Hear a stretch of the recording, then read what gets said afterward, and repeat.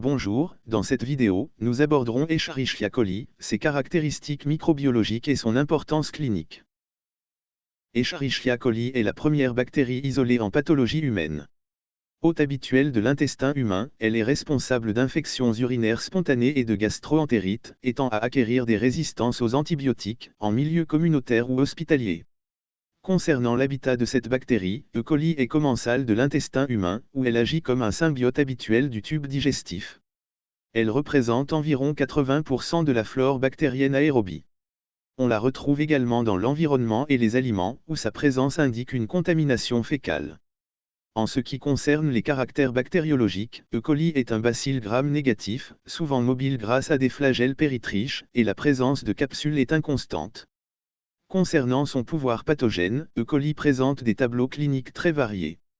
Certaines souches restent de simples commensales, tandis que d'autres sont des agents pathogènes indiscutables, responsables principalement d'infections urinaires, qu'elles soient communautaires ou nosocomiales.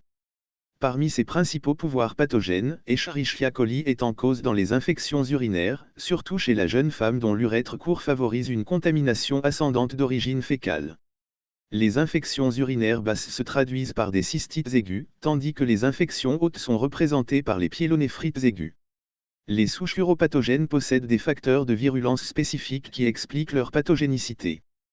Par ailleurs, Escherichia coli peut être responsable de septicémie, représentant 45% des septicémies dues au bacille à gram-négatif et environ 20% de l'ensemble des septicémies. Il peut également provoquer des méningites, principalement chez le nouveau-né. Par ailleurs, Escherichia coli peut être responsable de septicémie, représentant 45% des septicémies dues au bacille à gram-négatif et environ 20% de l'ensemble des septicémies. Elle peut également provoquer des méningites, principalement chez le nouveau-né.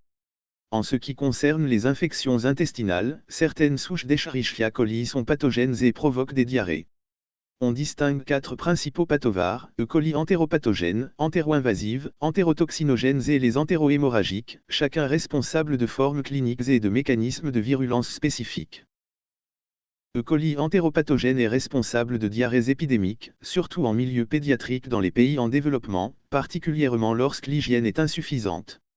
Sa pathogénicité repose sur des facteurs de virulence portés par un plasmide, codant pour des molécules d'adhésion qui permettent la fixation sur les cellules épithéliales de l'intestin grêle.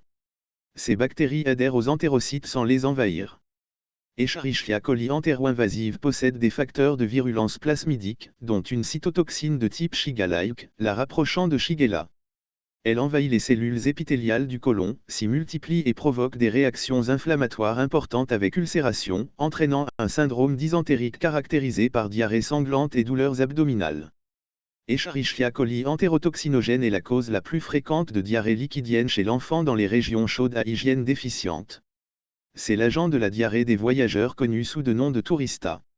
Ces facteurs de virulence comprennent les piliers, qui permettent l'adhésion aux cellules de l'intestin grêle sans invasion, entraînant une diarrhée principalement sécrétoire. Escherichia coli entérotoxinogène provoque une diarrhée aqueuse par production de toxines plasmidiques qui perturbent l'absorption intestinale, la toxine thermolabile et la toxine thermostable. Escherichia coli entérohémorragique, surtout le sérotype O157H7, provoque une diarrhée hémorragique par production massive de vérotoxine SLT1. Cette toxine peut entraîner des complications graves, dont le syndrome hémolytique et urémique. Escherichia coli peut également être impliqué dans des infections hépatobiliaires et digestives, des infections génitales, ainsi que des infections de plaies opératoires, reflétant sa capacité à provoquer à la fois des infections communautaires et nosocomiales. Le diagnostic d'Escherichia coli repose sur sa recherche et son isolement, réalisable dans tous les laboratoires. La réalisation systématique d'un test de sensibilité aux antibiotiques permet de guider le traitement adapté. Merci de votre attention. Nous restons à votre disposition pour tout complément d'information.